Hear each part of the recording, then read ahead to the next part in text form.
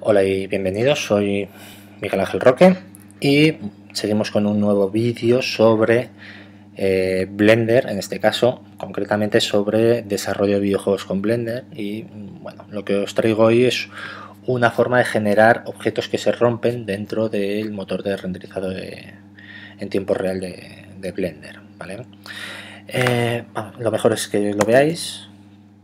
Como veis, aquí tengo una simulación en la que aparece un muro y bueno, yo he generado ya un sistema para disparar cubos contra ese muro y vais a ver cómo cuando choquen contra el muro pues se va a romper, ¿vale? Vamos a verlo. Como veis, he disparado una serie de cubos y cuando han llegado hasta el cubo, o sea hasta la pared, esta se ha roto. ¿Cómo vamos a hacer esto? Pues bueno, vamos a verlo desde el principio. Esta es nuestra escena por defecto. Voy a activar el screencast para que veáis aquí abajo a la izquierda todas las pulsaciones de teclas que realizo. Y bueno, lo primero, ¿qué elementos vamos a utilizar? El primero y más importante, la pared que se va a romper. Entonces vamos a ir generándola. Si no sabéis cómo hacerlo, os recomiendo que veáis mis vídeos sobre modelado. Y bueno, aquí tengo mi pared, ¿vale? Voy a añadir también un suelo. ¿Por qué es importante en los videojuegos añadir un suelo? Porque si no, cuando activamos las opciones físicas para nuestros objetos se verían afectados por la gravedad, y si hay un suelo que no se ve afectado por la gravedad, pues empezarían a caer y caer y caer hacia abajo, ¿vale? Entonces vamos a tener un suelo que no le va a afectar la gravedad, va a ser un objeto estático y bueno, nos servirá para sujetar los objetos. Y tercer objeto que vamos a utilizar, pues el cubo con el que vamos a colisionar, ¿vale? Este cubo se va a lanzar básicamente contra esta pared y cuando llegue contra ella, esta se va a romper. Bueno, como os he comentado, vamos a necesitar utilizar las físicas de Blender para calcular las colisiones y la inercia de los objetos. Entonces vamos a pasar de Blender Render a Blender Game, principalmente para que aquí las opciones de física cambien, porque en Blender Render tenemos una serie de opciones de física y en Blender Game tenemos otras. Como os he dicho, el suelo va a ser un objeto estático, ya que no queremos que le afecte la gravedad. Ahora mismo, si yo activo el motor de render, como no hay ningún objeto que no sea estático, todos por defecto son estáticos, no le afecta la gravedad. ¿Veis? Los objetos se quedan como congelados en el espacio. Si yo selecciono este cubo y lo paso, por ejemplo, a un objeto rígido y activo de nuevo el motor de render, ¿veis? Cae porque le afecta a la gravedad hasta que choca con un objeto que no está cayendo, que hace soporte, ¿vale? Que es nuestro plano. Como os he dicho, necesitamos las físicas. Básicamente todos los demás sistemas que no sean estáticos le van a afectar las físicas. Para este objeto, para este vídeo en concreto, lo que os recomiendo es utilizar cuerpos rígidos, rigid body. Entonces he convertido tanto esta pared como el cubo en objetos rígidos que les afecta la gravedad y bueno, cuando llegan hasta el cubo, o sea, perdón, hasta el plano, chocan contra él y nos siguen bajando. Si os fijáis, aquí me está generando un salto la pared, ¿vale? Se debe a su área de colisión, ¿vale? Entonces, la forma más sencilla es de solventar esto, es activar el Collision Bounce y ponerle en Box o en Convex Hull, cualquiera de los dos sistemas debería solventar el tema de que saltase hacia arriba. ¿Veis?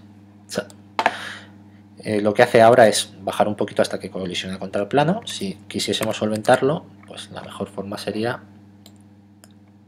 ponerlo aquí para que comenzase directamente desde abajo. Ahora, si lo activamos, veis, ya no salta, ya no, ni salta ni cae hacia abajo. Como comienza a la misma altura a ras de lo que sería el suelo, se mantiene ahí.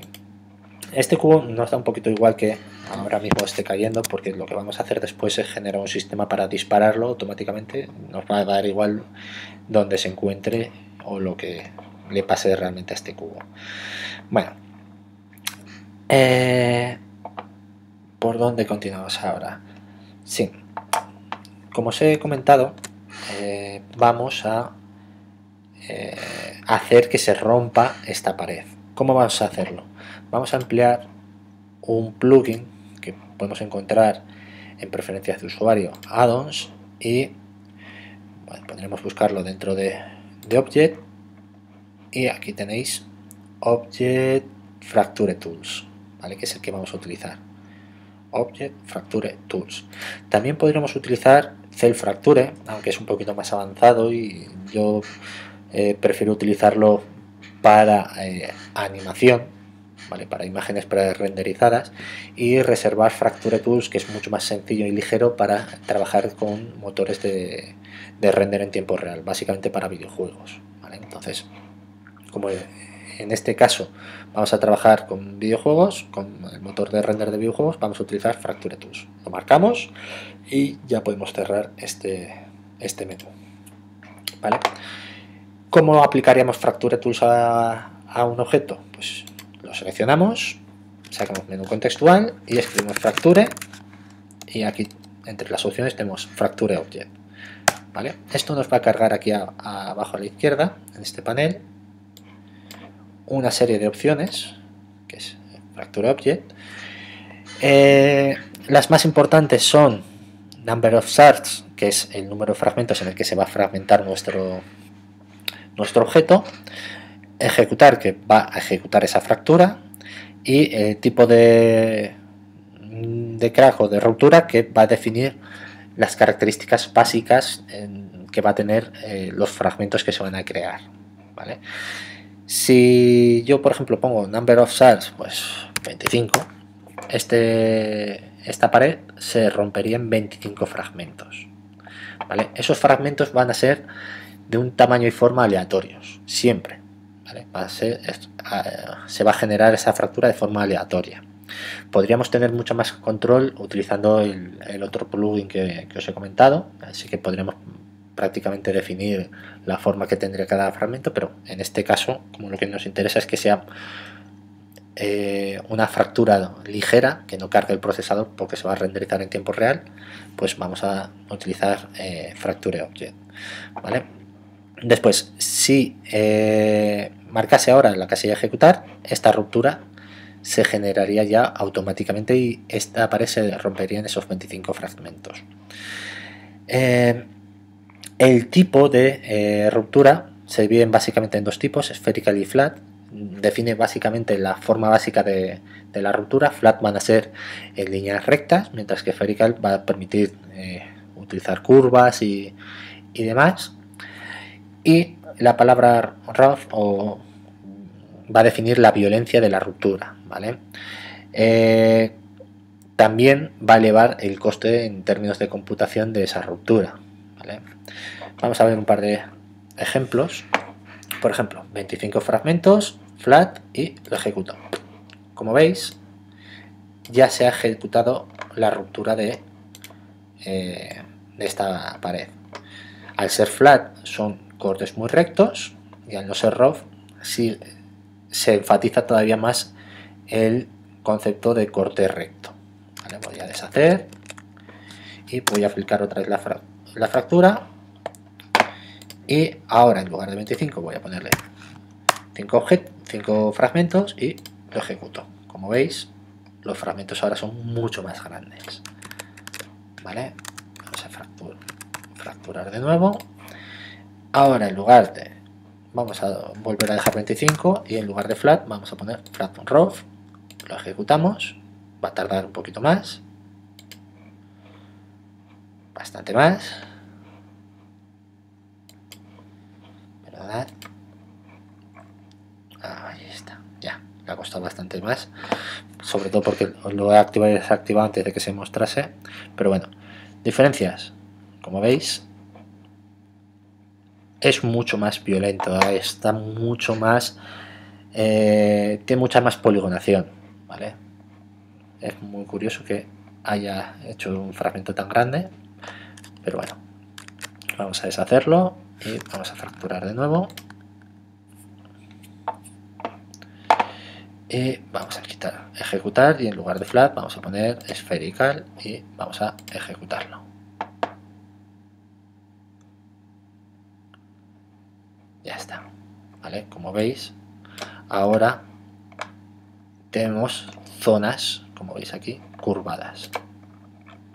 Mientras que antes eran cortes muy rectos, ahora tenemos pues, cortes más, quizás más orgánicos, lo que pasa que también consume más recursos. Mi consejo, sobre todo cuando estéis empezando, y aunque dependerá de vuestro ordenador lógicamente, es trabajar con flat, ¿vale? Eso. Y es lo que voy a hacer yo para esta simulación. Como lo que me interesa sobre todo es que se ejecute de forma rápida, pues voy a ponerle flat y ejecutarla, ¿vale? Pero esto lo voy a hacer después, ¿vale? De momento voy a dejar mi objeto sin aplicar la fractura, será de las últimas cosas que haga, y vamos a seguir avanzando con el vídeo. Primero voy a cambiar el nombre de mis objetos. A la pared le voy a llamar pared. Es siempre recomendable que y a esto vamos a llamarlo cubo, ¿vale? Y esto suelo. Siempre es bueno que os acostumbréis a renombrar los objetos porque después es mucho más sencillo localizarlos y tener más controlada vuestra escena. Bueno, lo que voy a hacer es una pistola que dispare, bueno, una pistola o un mecanismo que dispare continuamente copias de este cubo contra mi pared. Para ello voy a utilizar un empty, ¿vale? Que es este objeto de aquí, y por medio de bloques de lógica voy a hacer que dispare copias de este cubo. Para ello, pues bueno, vamos a cargar GameLogic para ir un poquito más rápido. Y bueno, lo que voy a hacer es que cuando utilice el teclado y pulse el espacio, por ejemplo, me añado un objeto, que va a ser el cubo, ¿vale? Y en el eje Y positivo, como vemos aquí, lo lance 10 unidades hacia adelante. Si esto lo activo, fijaros, si ahora pulso el espacio, epa, ¿por qué no funciona?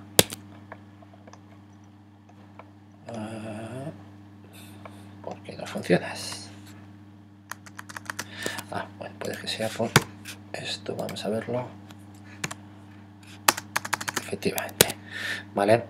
El objeto que dispara por medio de el actuador Edit Object no puede estar en la misma capa que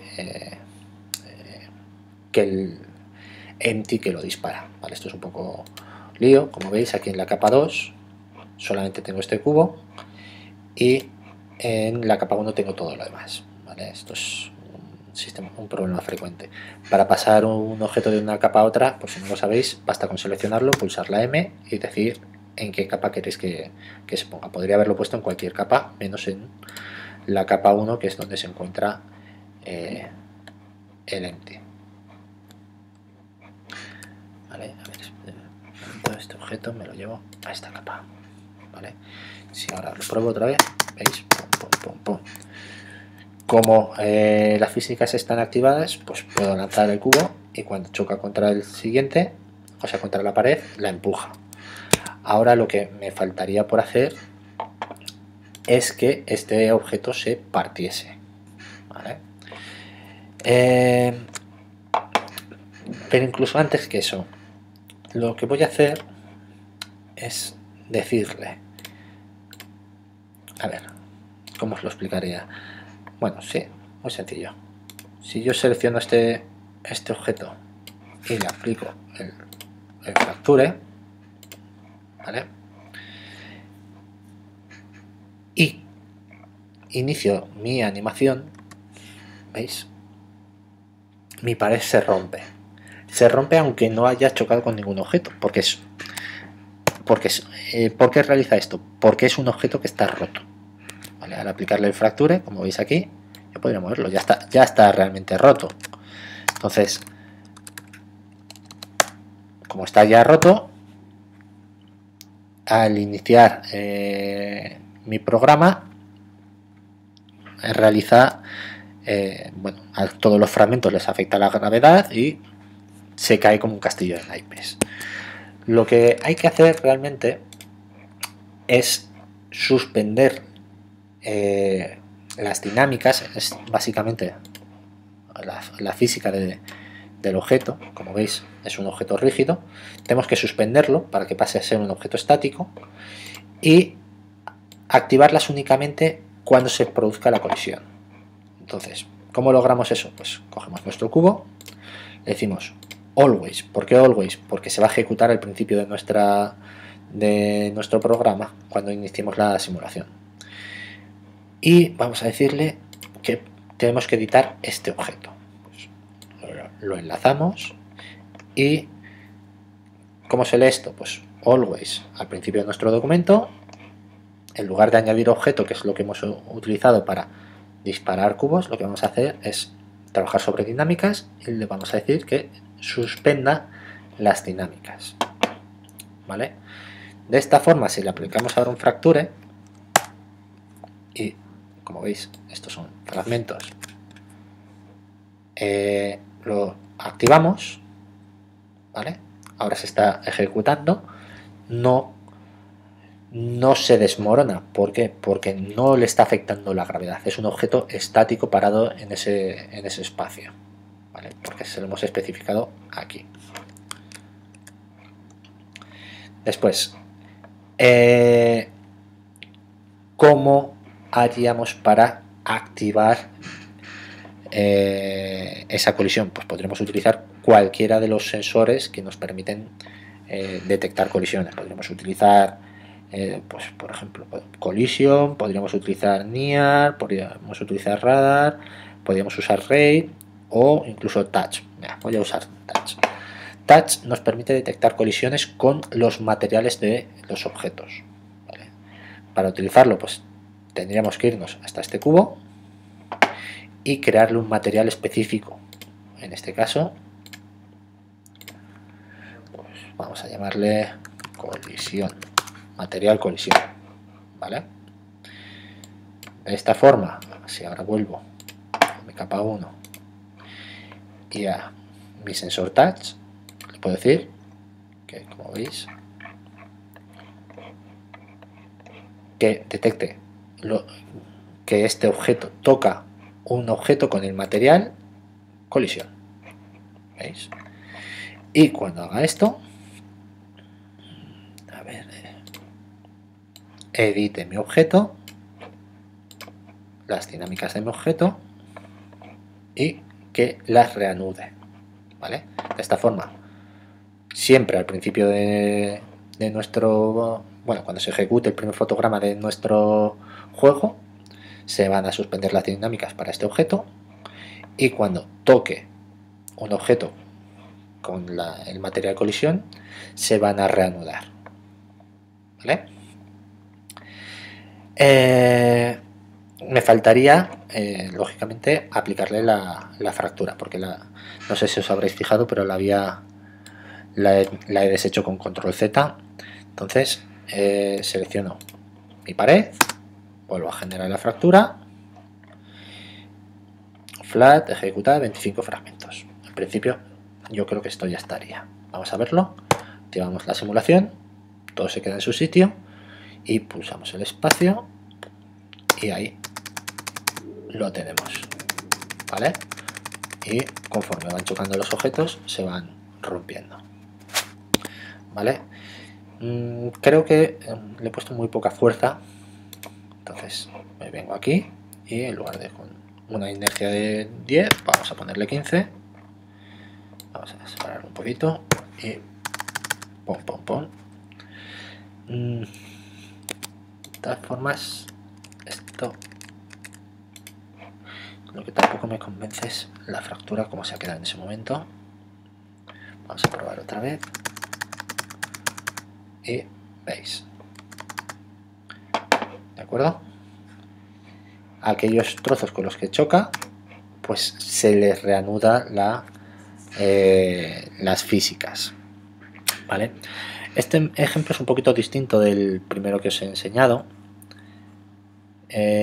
básicamente porque en el que os había enseñado antes, en el momento que tocaba a uno solo de los fragmentos, todos se reanudaban, pero bueno, es una pequeña diferencia definida a la hora de crear los fragmentos, ¿vale? Como veis aquí, cada fragmento, para el 43 en este caso, tiene aplicados tanto la suspensión como la reanudación de las dinámicas, mientras que en el ejemplo que tenía yo anteriormente, las dinámicas las había suspendido y reanudado después de hacer la fractura, ¿vale? Aquí primero he hecho la asignación de bloques de lógica y después la fractura, y en el caso anterior había hecho primero la fractura y después la suspensión y reactivación de dinámicas, ¿vale? Es una cuestión de orden, pero bueno, afectará más o menos en función de lo que vosotros queréis hacer. Y bueno, en principio esto es todo. Espero que os haya gustado y sobre todo espero que os dediquéis ahora a romper objetos en vuestros videojuegos, ¿vale? Un saludo y nos vemos en próximos vídeos. Venga, hasta luego.